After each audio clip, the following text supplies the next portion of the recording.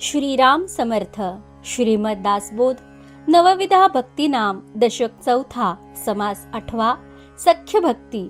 श्रीराम. मागा झाले निरूपण 7वे भक्तीचे लक्षण. आता ऐका सावधान 8वी भक्ती. श्रीराम. श्री समर्थ म्हणतात की मागील समासात 7व्या भक्तीचे लक्षण वर्णन केले. आता सावध होऊन 8वी भक्ती कशी असते ते ऐका. देवासी परमसख्य करावे, प्रेम प्रीतीने बांधावे. 8वे भक्तीचे जाणावे लक्षण ऐसे. श्रीराम.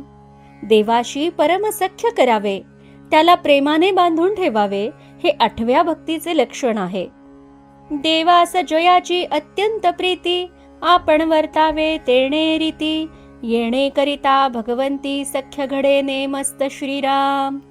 देवाला ज्या गोष्टींबद्दल अत्यंत प्रीती असेल त्याच गोष्टी आपण कराव्या, त्याला आवडेल असेच आपण वागावे.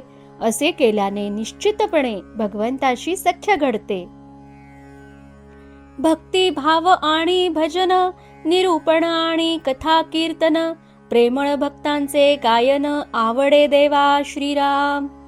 देवाला भक्ती भाव आणि भजन तसेच अध्यात्माचे निरूपण व कथा कीर्तन, प्रेमळ भक्तांचे गायन हे सर्व देवाला आवडते. आपण तैसेची वर्तावे, आपणासी तेच आवडावे. मनासारिखे होता स्वभावे, सख्य घडे नेमस्त. श्रीराम.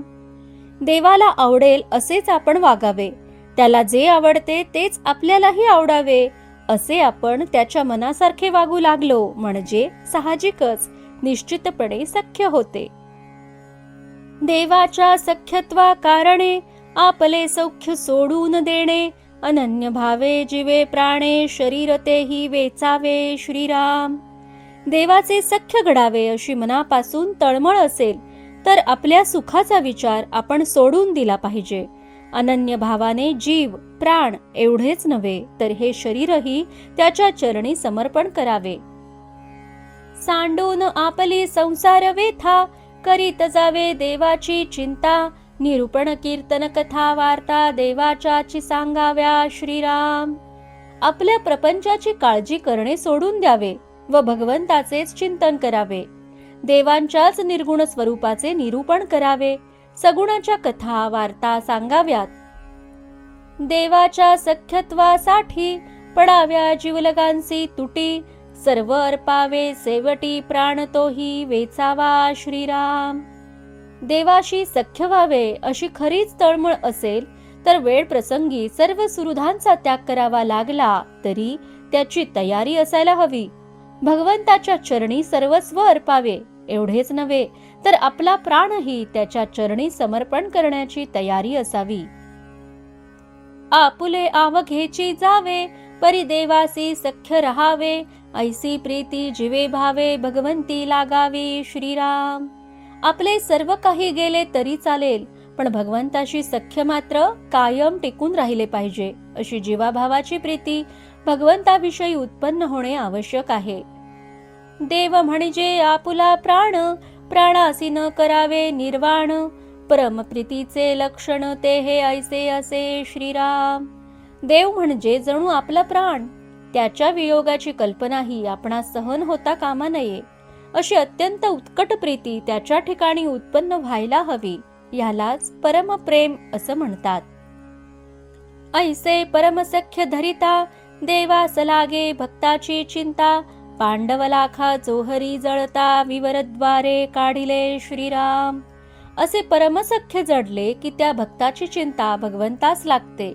पांडवांचे असे परमसख्य होते म्हणूनच ते लाक्षागृहात जळून जाण्याचा प्रसंग आला असता भगवंतांनी भुयाराच्या मार्गाने त्यांना सुखरूप बाहेर काढले. देव सख्यत्वे राहे आपणांसी, ते तो वर्मा आपणाची पासी. आपण वचने बोलावी जैसी, तैसी येते पडसादे. श्रीराम. देवाने आपल्याशी सख्यत्वाने राहावे अशी इच्छा असेल तर त्याचे रहस्य आपल्या पाशीच आहे.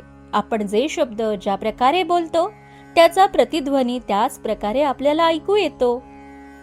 आपण असता अनन्य भावे, देव तत्काळची पावे. आपण त्रास घेता जीवे, देवही त्रासे. श्रीराम. आपला भाव जर अनन्य असेल तर देवही आपल्याला तो तात्काळ पावतो, पण आपल्याला त्याचा त्रास वाटत असेल तर देवही त्रासतो. ये यथा माम प्रपद्यन्ते तास्तथैव भजाम्यहम. जे लोक ज्या प्रकारे मला भजतात त्यांना मी त्याच प्रकारे भजतो. जैसे जयाचे भजन तैसाची देवही आपण. म्हणून हे अवघे जाण आपणची पासी श्रीराम. ज्याचे भजन ज्या प्रकारे असेल त्याप्रमाणे देव त्याला तसाच प्रतिसाद देतो. म्हणून हे सर्व आपल्या भावनेवरच अवलंबून असते. आपुल्या मनासारिखे न घडे तेणे गुणे निष्ठा मोडे. तरी गोष्टी आपणांकडे सहजची आली श्रीराम. आपल्या मनासारखी एखादी गोष्ट झाली नाही तर त्यामुळे भगवंतांवरील निष्ठा जर ढळत असेल तर सहजच दोष आपलाच आहे हे जाणून घ्यावे.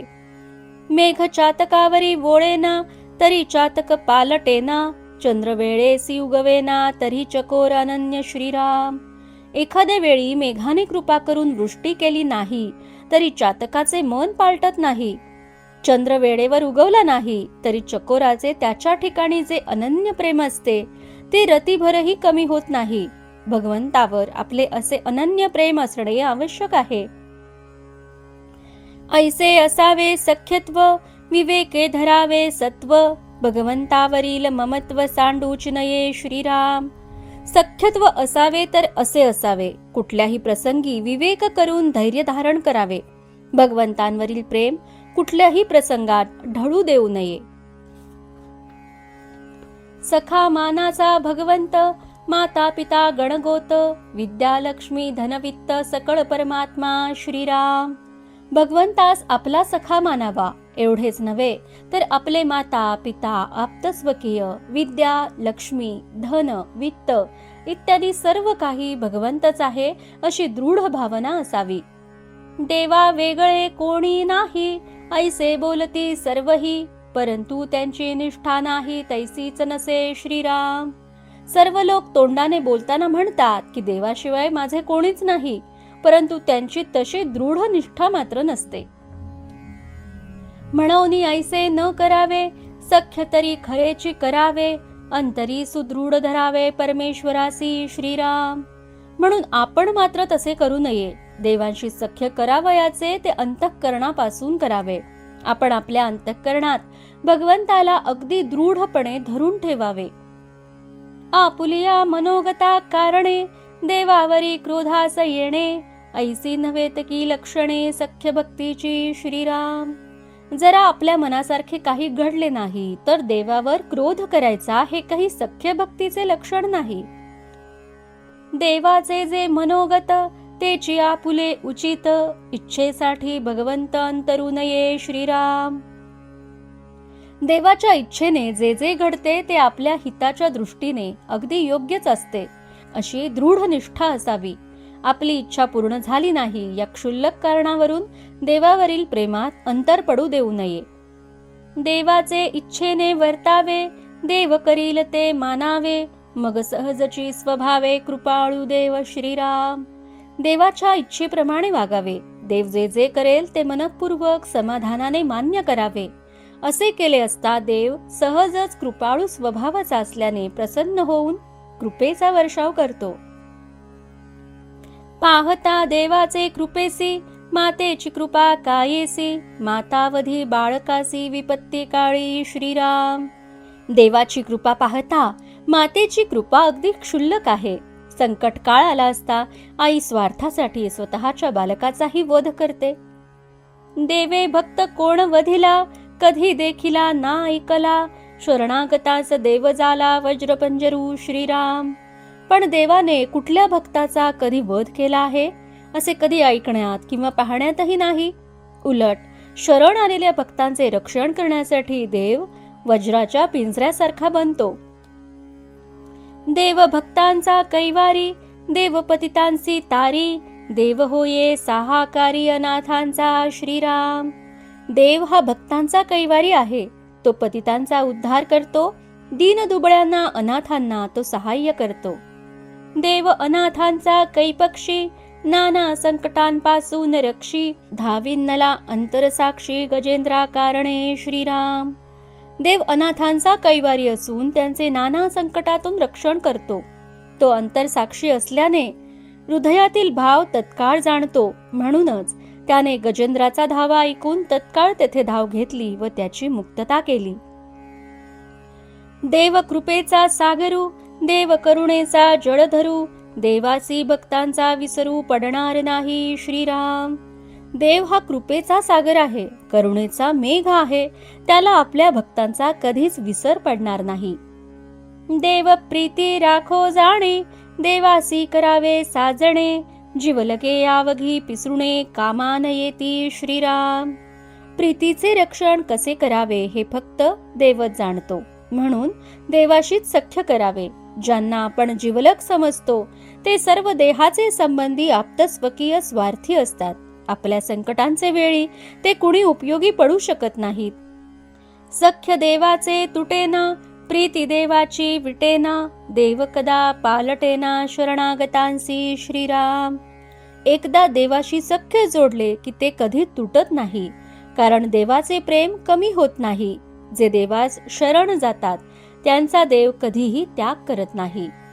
म्हणून सख्य देवासी करावे, हितगुज तयासी सांगावे, आठवे भक्तीचे जाणावे लक्षण ऐसे. श्रीराम.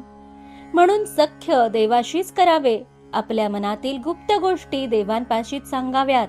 आठव्या भक्तीचे लक्षण हे असे आहे. जैसा देव तैसा गुरु, शास्त्री बोलिला हा विचारू, म्हणून सख्यत्वाचा प्रकारू सद्गुरुसी असावा. श्रीराम. जसा देव तसाच सद्गुरू असे शास्त्रात सांगून ठेवले आहे. म्हणून ज्याप्रमाणे भगवंताशी सख्य जोडावे तसेच सद्गुरूशी सख्य जोडणे आवश्यक आहे. इति श्री दासबोधे गुरुशिष्य संवादे सख्य भक्ती नाम समास 8 समाप्त. जय जय रघुवीर समर्थ.